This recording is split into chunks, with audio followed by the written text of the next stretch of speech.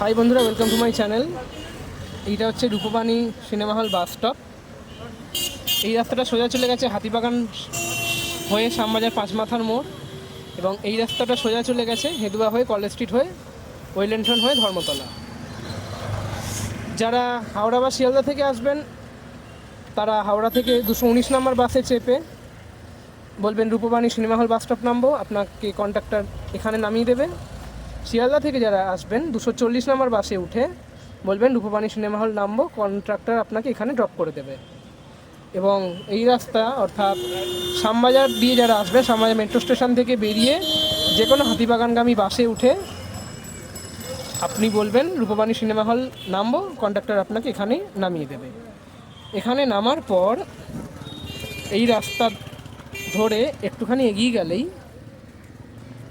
এই যে দেখতে পাচ্ছেন বাঁদিকে একটি রাস্তা চলে গেছে, ওপরে লেখা আছে সাইনবোর্ড। এই রাস্তাটি ঢুকে গেছে রামকৃষ্ণ বেদান্ত মঠের দিকে। এই যে ওপরে দেখতে পাচ্ছেন সাইনবোর্ড দেওয়া আছে। এই রাস্তাটি দিয়ে সোজা 5 থেকে 7 পা হেঁটে গেলেই রামকৃষ্ণ বেদান্ত মঠে পৌঁছে যেতে পারবেন আপনারা খুব সহজে।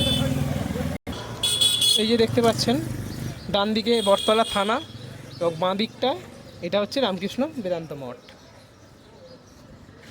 এই যে এটা হচ্ছে রামকৃষ্ণ বেদান্ত মঠ। আমি ভেতরে নিয়ে গিয়ে আপনাদের দর্শন করাবো। এই যে দেখতে পাচ্ছেন মেন রোড এখান থেকে দেখা যাচ্ছে, জুম করে যদি আমি দেখাই, এই যে গাড়িগুলো চলে যাচ্ছে, এটা হচ্ছে মেন রোড। মেন রোড থেকে একটুখানি হেঁটে আসলেই, 4-5 পা হেঁটে আসলেই আপনারা সরাসরি রামকৃষ্ণ বেদান্ত মঠে পৌঁছে যাবেন। আমি ভেতরে নিয়ে গিয়ে আপনাদের দর্শন করাচ্ছি। এটি হচ্ছে মঠের সাইনবোর্ড এবং এখান দিয়ে সোজা মঠে প্রবেশ করতে হয়।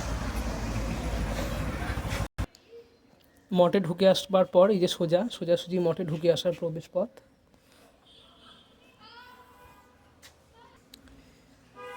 এদিক দিয়ে সোজাসুজি আসার পর এটি হচ্ছে মঠের বুক স্টল। এখান থেকে আপনারা ছবি, অবেদানন্দ মহারাজের বিভিন্ন রকম বই, ঠাকুরমা স্বামীজি সম্পর্কে বিভিন্ন রকম বই সংগ্রহ করতে পারবেন।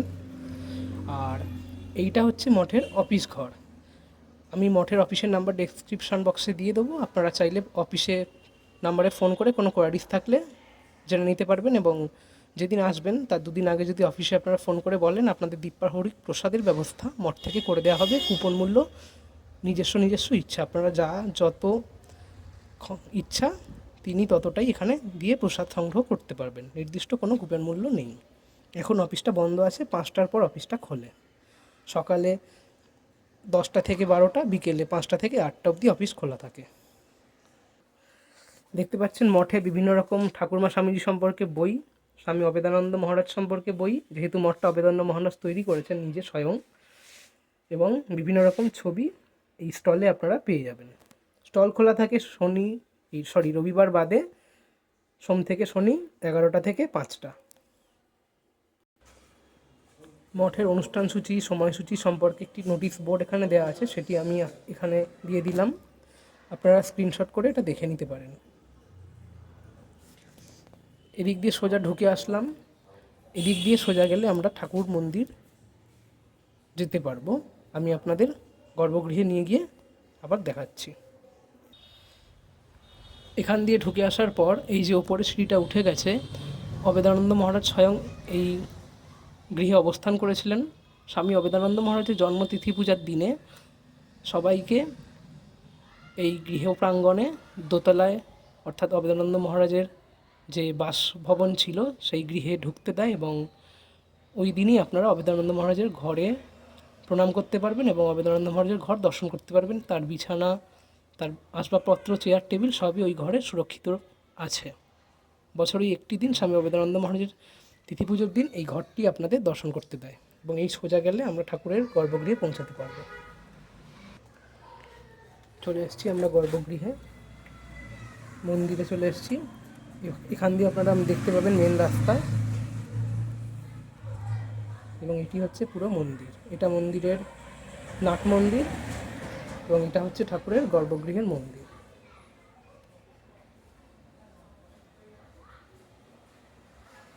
এটা হচ্ছে মন্দিরের পুরো চারপাশ।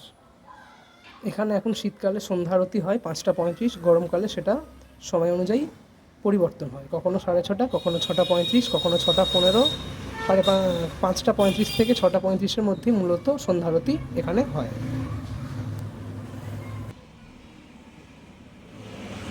আপনাদের এখন আমি গর্ভগৃহ দর্শন করাচ্ছি। দেখতে পাচ্ছেন ঠাকুরের মূর্তি, নিচে ঠাকুরের একটি পটচিত্র, পাশে স্বামী বিবেকানন্দের পটচিত্র, এই পাশে একটি গোপাল, আর এই পাশে ঠাকুর শ্রীরামকৃষ্ণদেবের নিচে স্বামী অভেদানন্দ মহারাজের পটচিত্র, এই পাশে মায়ের পটচিত্র সারদা মায়ের, এবং এই পাশে মা দক্ষিণাকালীর পটচিত্র রয়েছে। ঠাকুরকে আজকে কি অপরূপ সুন্দর লাগছে আপনারা ভিডিওর মাধ্যমে দেখতে পাচ্ছেন। আপনারা একদিন যদি মঠে সময় করে আসেন, আপনাদের মন সত্যি জুড়িয়ে যাবে। এই মঠে মূলত ঠাকুর শ্রীরামকৃষ্ণদেবের জন্মতিথি, মায়ের সারদা মায়ের জন্মতিথি, স্বামী বিবেকানন্দের জন্মতিথি, দুর্গাপূজা, স্বামী অভেদানন্দ মহারাজের জন্মতিথি, গুরু পূর্ণিমা প্রভৃতি খুব সাড়ম্বরে অনুষ্ঠিত হয়ে থাকে। এবার আমি এই মঠটি যেই মহারাজ প্রতিষ্ঠা করেছেন, স্বামী অভেদানন্দ মহারাজ, তার সম্পর্কে দু চার কথা বলে ভিডিওটি শেষ করব। আপনারা এখন যাকে দর্শন করছেন, ইনি হচ্ছেন স্বামী অভেদানন্দ মহারাজ। ইনি এই মঠের প্রতিষ্ঠাতা। ঠাকুর শ্রীরামকৃষ্ণদেবের 16 জন পার্ষদদের মধ্যে অন্যতম ছিলেন স্বামী অভেদানন্দ মহারাজ। ঠাকুর স্বামী অভেদানন্দ মহারাজকে বলেছিলেন, স্বামী বিবেকানন্দের যদি একটি মঠ তৈরি করে সেই মঠ চালানোর ক্ষমতা থাকে, সেই ক্ষমতা তোরও আছে। ঠাকুরের এই কথা বিফলে যায়নি। ঠাকুর শ্রীরামকৃষ্ণদেবের দেহত্যাগের পর, স্বামী বিবেকানন্দের দেহত্যাগের পর 1920 সালে স্বামী অভেদানন্দ মহারাজ রামকৃষ্ণ বিবেকানন্দের ভাবধারা প্রচারের জন্য আমেরিকা, চীন, ফ্রান্স বিভিন্ন জায়গায় বক্তব্য দেন, এবং তার আদর্শ ছিল বেদান্ত দর্শনের মাধ্যমে ঠাকুরমা স্বামীজিকে সারা জগৎবাসীর হৃদয়ের মধ্যে প্রতিস্থাপন করা। সেই কারণে ঠাকুরের বেলুড় মঠ থেকে তিনি একটু আলাদা হয়ে বেরিয়ে কলকাতার এই প্রান্তে রামকৃষ্ণ বেদান্ত মঠ তৈরি করেছিলেন। ঠাকুরের যে গর্ভগৃহে আপনারা মূর্তি দেখলেন, সেই গর্ভগৃহে ঠাকুরের মূর্তির নিচে ঠাকুরের দেহ অস্থি রয়েছে, তার ওপর তিনি এই মন্দির এবং ঠাকুরের মূর্তি প্রতিষ্ঠা করেছিলেন। স্বামী অভেদানন্দ মহারাজকে ঠাকুর কালী মহারাজ বলে ডাকতেন। কালী মহারাজের প্রতিষ্ঠিত এই মঠ আপনাদের দর্শন করালাম। আপনারা অবশ্যই একদিন সময় করে আসবেন এবং এসে ঘুরে যাবেন এবং কমেন্টে জানাবেন আপনাদের কেমন লাগলো। আজকের ভিডিও এইটুকু। ভালো লাগলে লাইক করবেন, শেয়ার করবেন, সাবস্ক্রাইব করবেন আমার চ্যানেলটিকে এবং আমার চ্যানেলের পাশে থাকবেন। ধন্যবাদ।